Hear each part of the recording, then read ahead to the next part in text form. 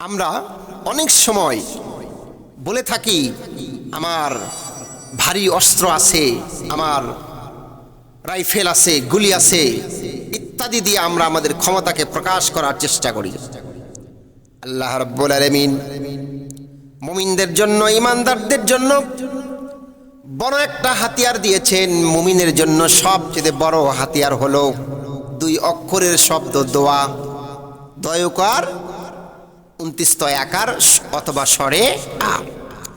এই যে রাসূল বললেন 2 অক্ষরের শব্দ দোয়া, এই দোয়াটা মুমিনের জন্য, ঈমানদারদের জন্য এত বড় শক্তিশালী হাতিয়ার। এটা একটি মহৎ ইবাদত হিসাবে আল্লাহ রাব্বুল আলামিন বিশ্ব নবীর মাধ্যমে বলে দিয়েছেন। আল্লাহর দৃষ্টিতে দোয়ার চেয়ে মহৎ কিছু নেই।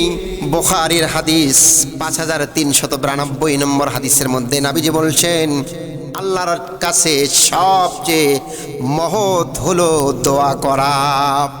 এজন্য আমরা আমাদের ব্যক্তিগত জীবনে আমাদের প্রয়োজন যখন আমাদের হবে, প্রয়োজনকে মিটানোর জন্য সব সময় আমার আল্লাহ পাকের কাছে আমরা দোয়া করব। আল্লাহ রাব্বুল আলামিন সূরাতুল মুমিনের 60 নম্বর আয়াতের মধ্যে বললেন উদউনি আস্তাজিব লাকুম, বান্দা তোমরা আমাকে ডাকো, তোমার প্রয়োজনের সময় আমি আল্লাহকে ডাক দাও। আমি আল্লাহকে ডাক দিলে আমি আল্লাহ তোমার ডাকে সাড়া দিব। সুবহানাল্লাহি ওয়া বিহামদিহি। আল্লাহ রাব্বুল আলামিন বলেছেন বান্দা আমাকে ডাকো, আমাকে ডাকলে তোমার ডাকে আমি আল্লাহ সাড়া দিব। প্রিয় ভাইরা, এই যে দোয়া মুমিনদের জন্য কত বড় হাতিয়ার, আল্লাহ পাক রব্বুল আলামিন সূরাতুল বাকারার 186 নম্বর আয়াতের মধ্যে বললেন ওয়া ইজা সালাকা ইবাদি আন্নি ফা ইন্নী করিবুন উজিবু দাওয়াতাদ দাই ইজা দানি ফালইস্তাজিবুলি। আল্লাহ পাক বলছেন বান্দা নবী গো,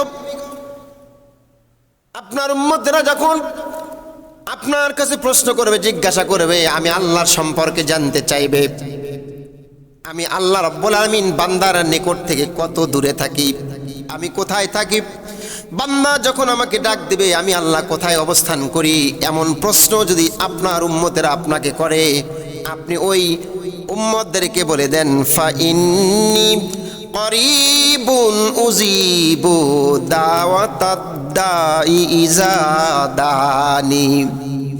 আমার বান্দাগুলো আমাকে যখন ডাক দেয় ফা ইন্নী করিব, আমি আল্লাহ এত কাছে থাকি, এত নিকটে থাকি।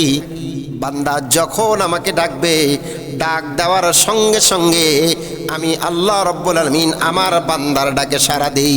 সুবহানাল্লাহ।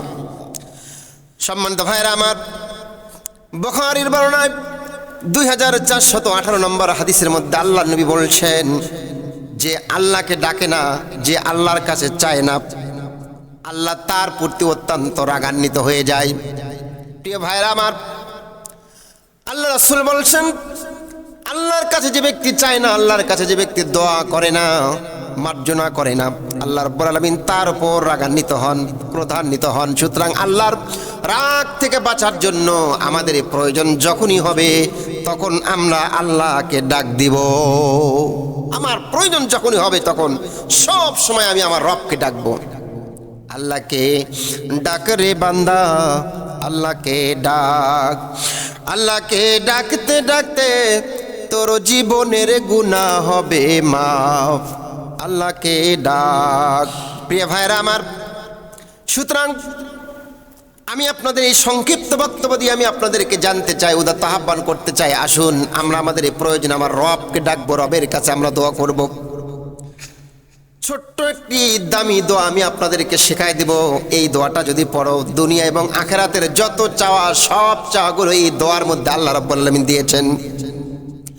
সূরাতুল বাকারার 201 নম্বর আয়াতের মধ্যে আল্লাহ পাক বলেন রব্বানা আতিনা ফিদ দুনিয়া হাসানাতাও ওয়া ফিল আখিরাতি হাসানাতাও ওয়া কিনা আযাবান নার।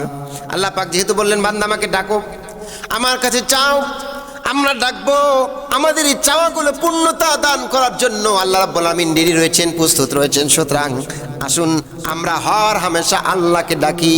আল্লাহ পাক তাকে ডাকার জন্য ভাষা শিখিয়ে দিয়েছেন। আমরা বলবো রব্বানা, আমাদের রব, আতিনা ফিদ দুনিয়া হাসানা। আল্লাহ, এই জাগতিক দুনিয়ায় আমাদের যা কল্যাণকর, যা আমাদের জন্য উপকারী, সেই উপকারী কল্যাণকর বিষয়গুলো তুমি আমাদেরকে দান করো। সুবহানাল্লাহ। এই কল্যাণকর বিষয়, যাবতীয় যত কল্যাণকর আছে সব কিছু তুমি আমাদেরকে দিয়ে দাও। অফিল আখিরাতে হাসানা, আল্লাহ যেমনি করে আমাদেরকে দুনিয়ায় কল্যাণ তুমি দান করবা, ঠিক তেমনি করে তুমি রব্বুল আলামিন আখিরাতেও আমাদেরকে কল্যাণ দান করো। আল্লাহ, আমরা আখিরাতে যেন বিপদে না পড়ি, আল্লাহ আমরা যেন আখিরাতে কোনো সমস্যার মধ্যে না পড়ে যাই। আল্লাহ, এই জন্য আমাদেরকে দুনিয়া এবং আখিরাতে তুমি কল্যাণ দান করো। ও আল্লাহ, অকিনা আযাবান নার, কাল কিয়ামতের কঠিন ময়দানে তুমি আমাদেরকে কঠিন জাহান্নামের আগুন থেকে বাঁচাইয়ে দিও। আল্লাহ পাক রব্বুল আলামিন যেন আমাদেরকে দোয়ার মাধ্যম দিয়ে দুনিয়া এবং আখিরাতের কল্যাণ যেন আমরা লাভ করতে পারি, জাহান্নামের শাস্তি থেকে যেন আমরা বাঁচতে পারি।